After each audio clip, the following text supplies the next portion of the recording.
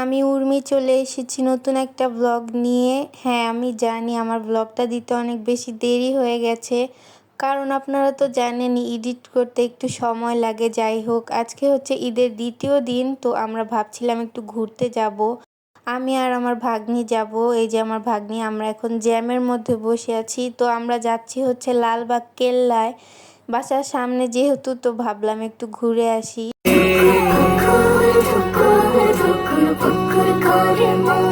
আমার কেমন কেমন লাগে, এমন হয় নাই তো আগে, কেন যে তারে বারে বারে দেখার খাই যাকে। তো দেখতেই পাচ্ছেন আমরা চলে এসেছি কেল্লার ভেতরে। যেহেতু ঈদের পর ছিল, অনেক ভিড় ছিল, তো চলেন যাওয়া যাক একটু ভেতরের দিকে।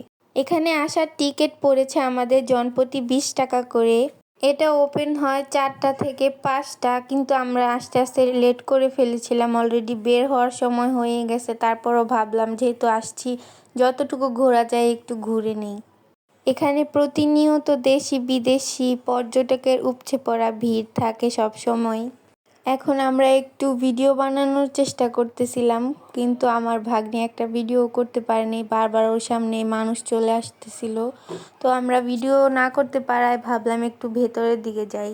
লালবাগ কেল্লার মূল আকর্ষণ হচ্ছে 3 গম্বুজ বিশিষ্ট মসজিদ, দরবার হল, পরীবিবির মাজার আর নানা বেরঙের ফুলের গাছ সমাহার। এখানে আছে একটি জাদুঘর, যার মধ্যে রাখা আছে রাজাদের ব্যবহারকালীন সব জিনিসপত্র।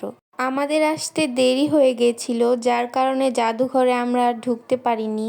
ছোটবেলা থেকে শুনে এসেছি লালবাগ কেল্লার ভেতরে নাকি আছে এমন একটা রহস্যময় সুড়ঙ্গ, যার ভেতরে ঢুকলে মানুষ আর ফিরে আসতে পারে না। কথাটা কতটুকু সত্য আমার জানা নেই। আমরা এখন হাঁটতে হাঁটতে যাচ্ছি ওপরের দিকে।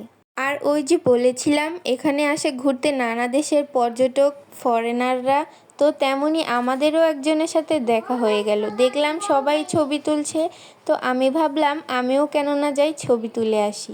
আমি এখন আশেপাশটা দেখছিলাম ঘুরে ঘুরে, আর দেখছি ওই যে দেখেন সবাই ছবি তুলছে, তো আমি ভাবলাম কেন না আমিও যাই ছবি তুলি। এখন আমি বসে ওনাদের সাথে একটু কথা বলছিলাম, তো হাঁটতে হাঁটতে গেলাম একটু সামনের দিকে। আমার কাছে ঘাসে হাঁটতে অনেক বেশি ভালো লাগে, কিন্তু জুতা খুলে হাঁটতে পারলে আর একটু বেশি ভালো লাগতো। এতক্ষণ হাঁটতে হাঁটতে ভাবলাম কোথাও একটা বসা যাক। যেই আমরা বসলাম তখনই আমাদেরকে বের করার জন্য বাঁশি ফু দিচ্ছিল, আর একটুও বসতে দিল না। সবাই এই যে বের হয়ে যাচ্ছিলাম আমরা, অনেক ভিড় থাকার কারণে আর ভিডিও করা হয় নাই। বাসায় ফেরার সময় আমরা একটা ফুচকার দোকান থেকে ফুচকা খেয়ে নিয়েছিলাম। আমার মতো কার কার ফুচকা পছন্দ কমেন্ট সেকশনে লিখে জানাবেন। আজকের ব্লগটা এখানেই শেষ করছি। দেখা হবে অন্য কোনো দিন আমার লাইফের কিছু অংশ বিশেষ নিয়ে। ততক্ষণ পর্যন্ত ভালো থাকবেন, সুস্থ থাকবেন, আর অবশ্যই আমার চ্যানেলটাকে সাবস্ক্রাইব করবেন। আল্লাহ হাফেজ।